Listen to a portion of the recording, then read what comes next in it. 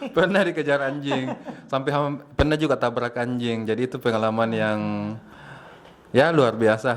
Maksudnya tidak bisa dilupakan selama di KKI. Dan pengalaman itu bakalan jadi cerita buat anak cucu nantinya. Ajak masuk bergabung di YKKI.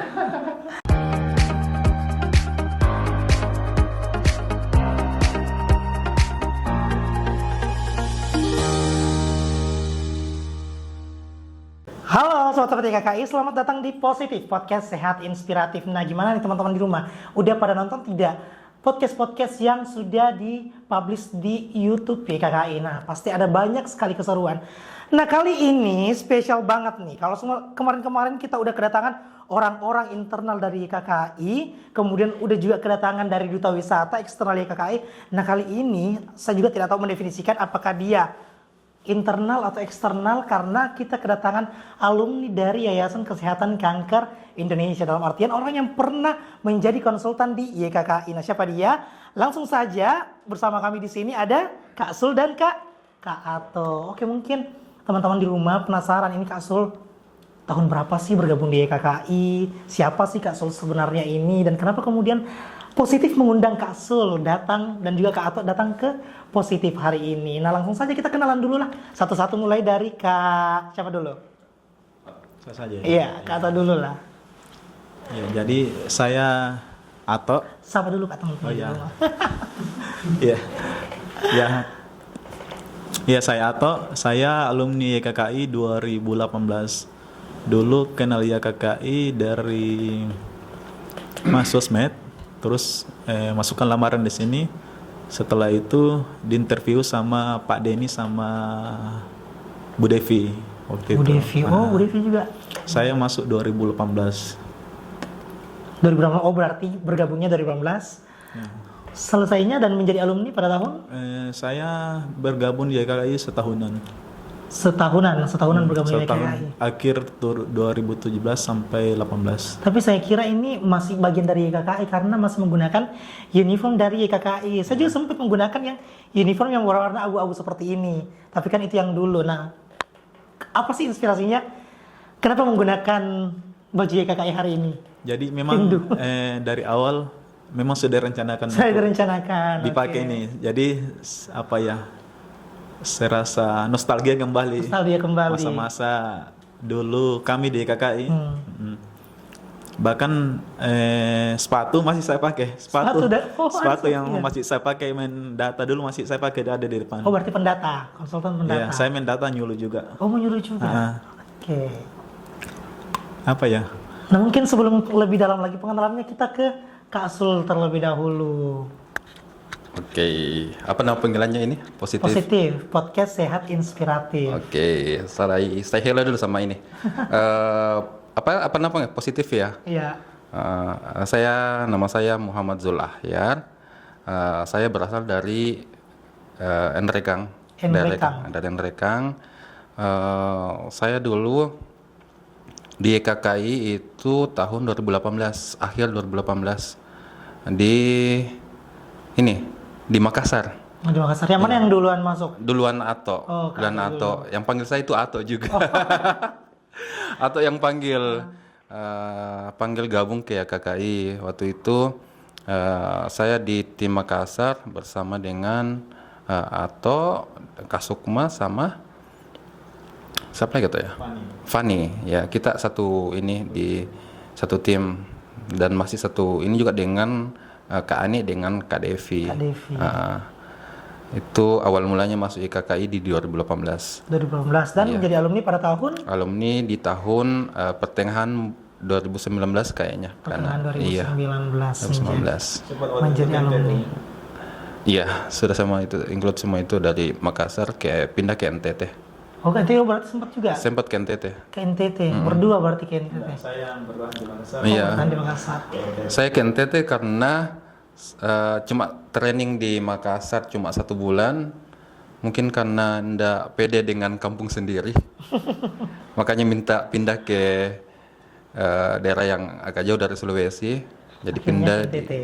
tempatkan di NTT. Kemarin konsultan penyuluh pendata atau penyuluh dan pendata? Kemarin pendata. Oh, pendata. Bisa menyuluh juga kalau iya, memang penyuluhnya enggak sempat, ya, jadi Sempat ya berarti. Oke lah. pendata dengan menyuluh.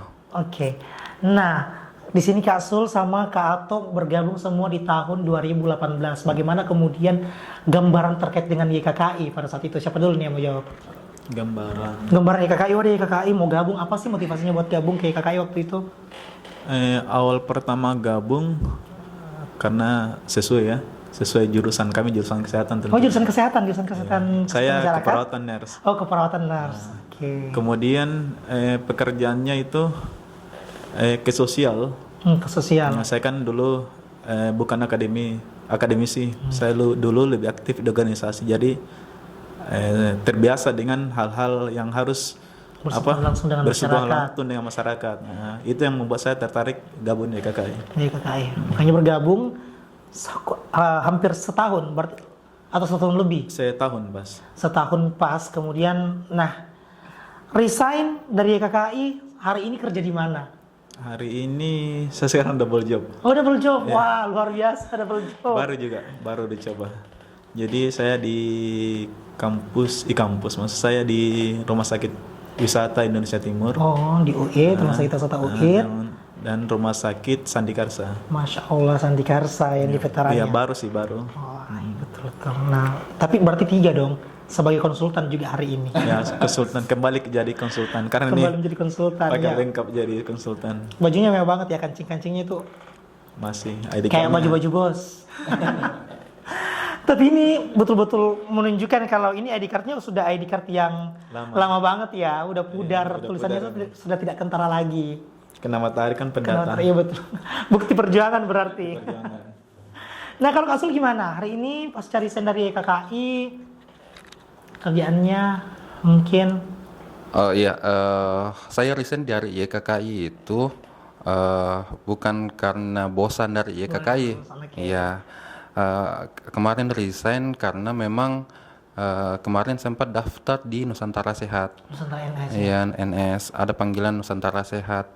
Jadi pada saat kemarin penempatan di NTT di daerah Alor, saya langsung langsung minta resign. Takutnya kan di sana itu agak sulit buat masuk kendaraan kayak kapal. Iya. Jadi pada saat ada pengumuman buat lulus, langsung minta resign untuk cepat-cepat balik ke Makassar. Akhirnya resign dari YKKI dan ini bergabung di Nusantara Sehat. Tapi resign dari YKKI bukan karena bosan, karena apa? Karena memang ada panggilan yang lain yang sama juga mengabdi juga kepada mengabdi masyarakat betul. di Nusantara Sehat. Oke, berarti pada saat itu lolos Nusantara Sehat. Lolos Nusantara Sehat. Berarti dari pengabdian selama berapa tahun Nusantara? 2 tahun. 2 tahun ya, iya 2 tahun. Di mana kemarin penempatannya, Bang? Saya penempatan di Kalimantan Barat. Kalimantan Barat. Iya, perbatasan Malaysia. Perbatasan Malaysia. Wah, sapa dulu dong orang-orang. Halo, yang ada di sana. Kalbar. Oke, nah ini masing-masing sudah tidak di YKKI lagi. Nah, selanjutnya itu kira-kira kalau misalkan kita flashback selama kurang lebih setahun di YKKI. Kalau saya bertanya terkait dengan apa sih yang paling seru?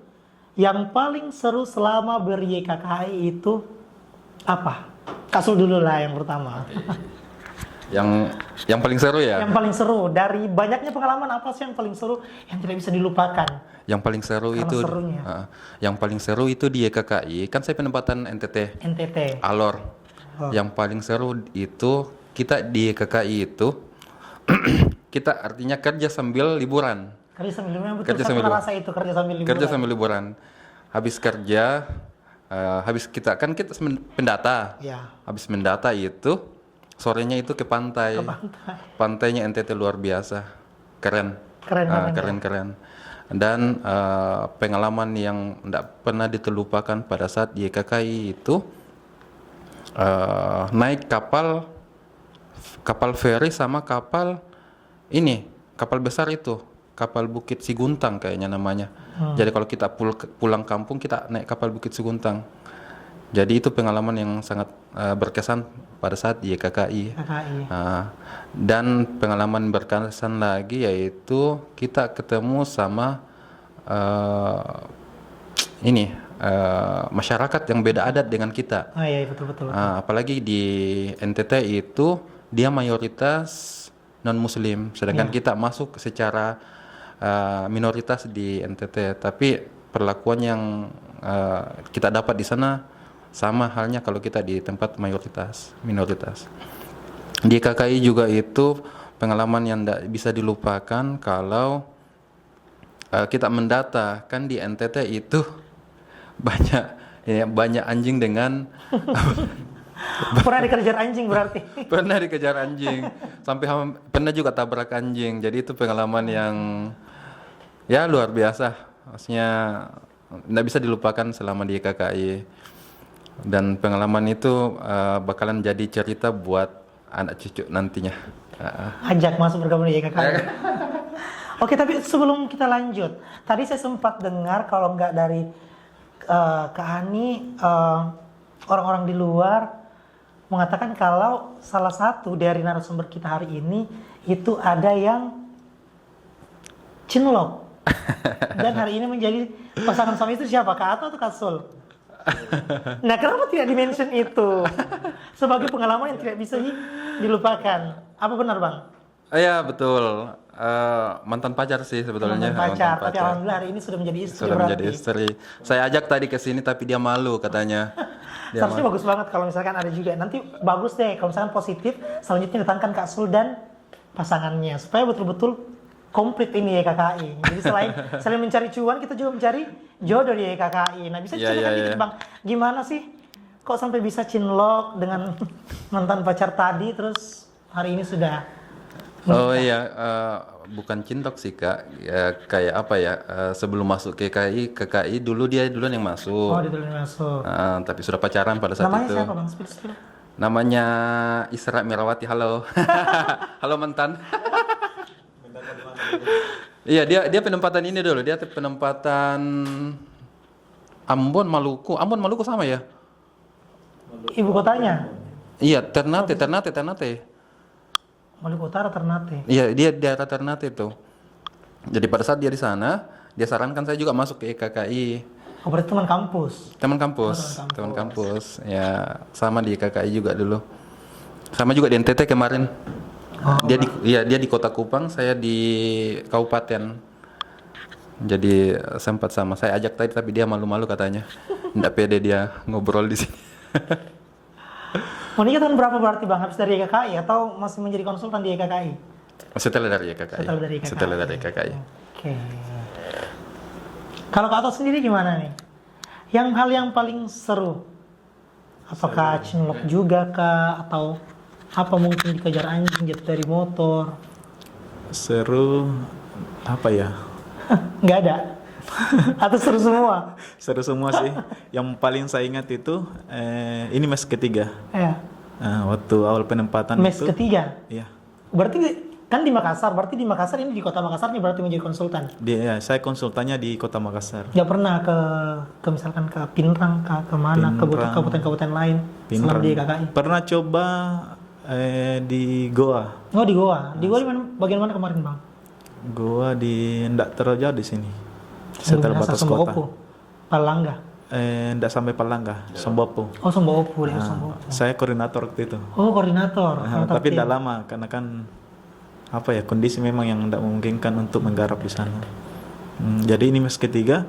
Sebelumnya itu waktu pertama 2018 saya di depan di mes pertama. Yang di depan ini? Sebelumnya itu. Ini kan yang kedua. Ada lagi sebelumnya. Saya dulu tinggalnya di bawah sarang walet itu. Yang biar malam bunyi-bunyi terus. Iya. Terus setelah itu pindah lagi ke depan. Kan dipisah waktu itu kan, yang laki-laki beda. Yang teman-teman yang perempuan di sini, teman Kasukma sama Bu Ani yang di sini. Sama Bu Devi. Kalau pengalaman lucu hampir semua sih. Cuma memang Makassar tantangan memang. Tantangan apa tuh tantangannya?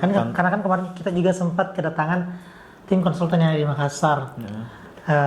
Katanya kemarin ya yang paling membedakan mungkin dengan teman-teman yang lain kalau mereka semua itu jalanannya rusak, terus banyak pohon-pohon dan segala macamnya, di Makassar mereka bertaruh dengan macet.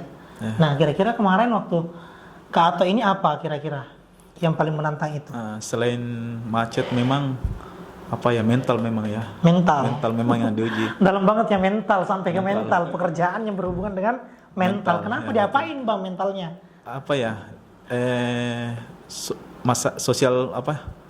Sosialnya Makassar beda Oh iya, dengan orang-orang yang ada dengan di orang-orang yang ada di daerah. Jadi responnya itu berbeda dengan teman-teman yang menggarap di daerah lain. Contoh kayak Sultadi yang di NTT.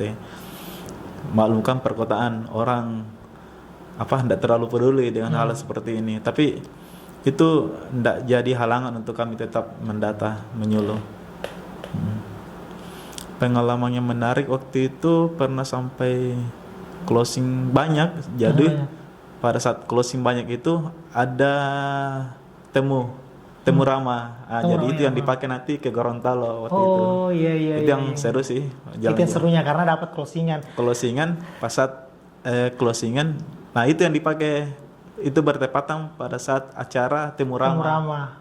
Oke. Jadi mungkin semua tim kali ya senang kalau misalkan closingannya banyak. Saya pun kemarin kalau closingannya banyak senang, siapapun pasti senang kalau closingannya banyak. Nah, kira-kira kalau misalkan dipertanyakan tentang YKKI, apa satu hal yang paling dirindukan atau ingin diulang kembali selama, kalau ingat kemarin lagi waktu di YKKI? Yang dirindukan itu yang tidak bisa saya lupa sampai sekarang, setiap pagi itu absen. Setiap pagi absen. Absennya kemarin masih bagaimana Bang?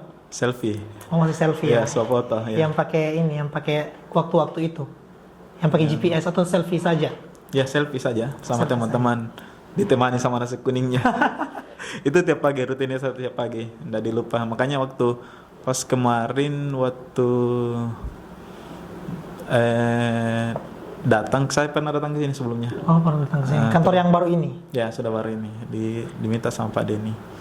Terus saya foto sama Bu Devi sama Bu Ani. Saya bilang kayak mengingatkan kayak kenangan dulu, kayak absen. Oke, berarti itu yang paling dirindukan adalah masa-masa untuk bangun pagi-pagi, absen dengan sarapannya. Kebersamaannya, betul sekali. Karena kan kita tinggal bersama, kita cukup dekat.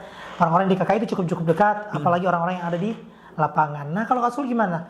Apa satu hal yang paling dirindukan ketika kita berbicara tentang YKKI? Yang paling dirindukan ya sama sih sebetulnya, kebersamaan. Apalagi kemarin sempat penempatan di luar Makassar, di NTT. Yang paling dirindukan itu ya kita sesama orang Makassar itu kompak di sana. Jadi kita saling membantu. Kalau ada masalah kita sama-sama selesaikan. Dan di KKI itu selain kita dikumpulkan dari berbagai daerah, kita sudah di KKI itu kita rasanya kayak sudah saudara semua. Apapun yang kita rasakan di tempat perantauan, ya harus kita lewati sama-sama. Karena tidak ada yang bisa tolong kita kalau bukan sesama kita yang ini. Apalagi kalau kita jauh dari orang tua, jauh dari keluarga, ya otomatis satu tim atau satu penempatan itu paling ya, yang dibutuhkan kebersamaannya, kekompakannya, kayak gitu. Ya tadi kan yang paling dirindukan adalah kekompakan, kebersamaan. Nah, itu sama siapa? Mungkin bisa dulu disapa teman-teman yang ada di timnya. Masih ingat nggak nih teman-teman timnya waktu itu? Coba disapa dulu. Saya sapa dulu sama koordinator saya, Pak Miswar.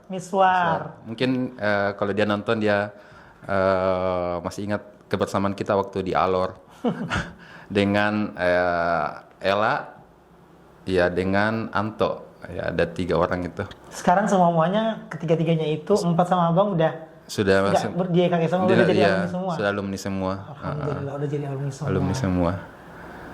Kalau Bang Ato mau sapa siapa nih? Masih ingat gak kemarin kira-kira teman-teman yang ada di Makassar itu yang ditemani berjuang sampai closingan itu banyak, itu siapa? Ya tentunya Kasukma, koordinator paling baik. Sekarang Kasukma di mana? Kasukma masih ada di Makassar. Di Makassar. Kasukma, terus penyuluhnya juga Kakak Asni. Nah, sama Kak Ani tentunya waktu itu kan Kakak Ani masih Pendata sama Nyul waktu itu. Terus sama Fani itu dari NTT ya Fani ya. Fani di mana ya Fani? Gorontalo kayak. Iya. Dulu sama Fani juga. Berarti semuanya juga udah jadi alumni. Iya, alumni. Tapi Bu Ani masih di sebelah. Bu Ani masih di Depan sebelah. laptop. Dulu Bu Fani masih di sini juga, Kak Oh, Fani. masih di sini juga. Kak Fani dulu sekretaris. Oh, sekretaris. Oh, Mungkin sekarang sebelum teman-teman mungkin iya, masuk. betul. Sekarang itu kisah-kisah di tahun 2018 dan hari ini sudah 2024, tapi semuanya masih ingat karena kebersamaan yang betul-betul kita dapatkan di YKKI. Nah, tadi sudah seru-seruannya. Selanjutnya itu apa yang paling menyedihkan mungkin, yang paling tidak bisa dilupa karena apa momen paling menyedihkan di YKKI selamanya Kak Ato, Kak Sul ini beri YKKI. Siapa dulu? Oke, Kak Sul dulu lah. Yang menyedihkan ya? Iya, yang menyedihkan. Mungkin pulang-pulang menyuluh, tidak ada closingan, sedih. Oh ya. Yang paling menyedihkan dulu itu kan saya tuh awalnya penempatan Makassar. Iya. Di Makassar itu kan orangnya cuek-cuek. Betul kata Ato tadi itu beda kalau kita daerah. Ya, mental betul ya. Mental betul yang kita diuji. Makanya kenapa saya tidak tahan di Makassar, makanya pindah ke NTT. Yang paling berkesan itu, yang menyedihkan, saya datang ke sekolah mendata. Saya kasih surat buat mau ajukan untuk dilakukan penyuluhan. Tapi gurunya dia tuh kasih balik kembali. Dia kembalikan suratnya. Ditolak. Artinya kalau memang tidak butuh ya terima saja ininya. Tapi itu yang paling menyedihkan karena dia balikan itu ininya surat penyuluhannya. Jadi itu yang kesan yang sangat menyedihkan. Karena memang pada saat itu kita kan saya di training di Makassar 1 bulan. 1 bulan. Selama 1 bulan itu saya cuma dapat closingan kayaknya 4 kalau bukan 6. Jadi itu saya cerita sama Kak Ani. Makanya mau minta pindah di daerah Kalimantan. Kebetulan mantan saya juga ada di sana. Mantan yang hari ini sudah jadi istri. Atau mantan yang lain? Mantan yang sudah jadi istri sekarang. Alhamdulillah.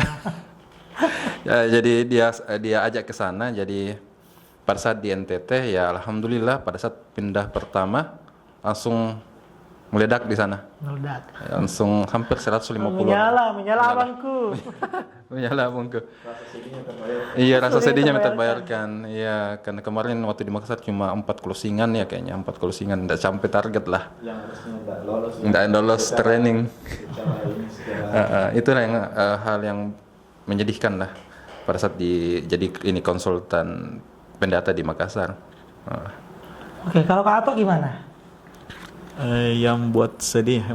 Iya, yang buat sedih. Yang buat sedih itu yang saya bilang tadi, yang salah satu yang buat saya tertarik masuk sini karena kita ini pekerja sosial. Iya, betul sekali. Yang waktu itu memang saya pernah sempat bilang sama Pak Denny, saya bilang yang perlu prioritaskan sebenarnya karena kita pekerja sosial, yang sebenarnya yang paling diperlukan itu adalah kebermanfaatannya kita kepada orang lain. Iya, betul sekali. Nah, saya bilang begitu kepada Denny. Nah, yang bikin sedih itu pada saat selesai, pada saat masuk sesi di mana yang disampaikan penyuluh kalau kita cuma membantu menyebatangi. Iya. Yang sedih itu yang tidak baik didengar itu pada saat ada peserta yang bilang, oh ternyata penjual obat palet. Itu yang buat makanya saya bilang asli memang Makassar mental, diuji mental. Ya, tapi kan itu semua sudah ya.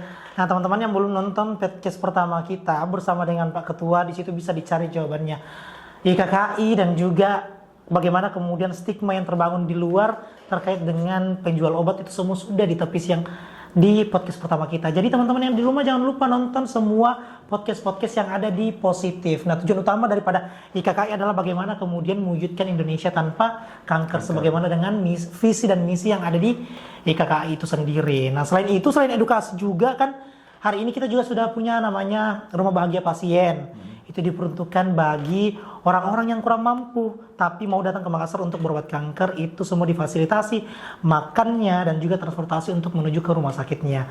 Dan alhamdulillah hari ini, karena pasti Kak Sul, Kak Ato pernah dengar open donasi untuk membangun asrama kanker. Nah, itu merupakan asrama kanker gratis pertama yang akan kita dirikan di Kota Makassar. Kenapa di Kota Makassar? Karena Makassar merupakan pusat rujukan kanker yang ada di Indonesia Timur. Makanya kita ingin menjadikan Makassar sebagai tuan rumah yang baik, yang betul-betul menyediakan segala bentuk fasilitas yang mampu menunjang dan mendukung orang-orang yang tengah berjuang melawan kankernya. Seperti itu.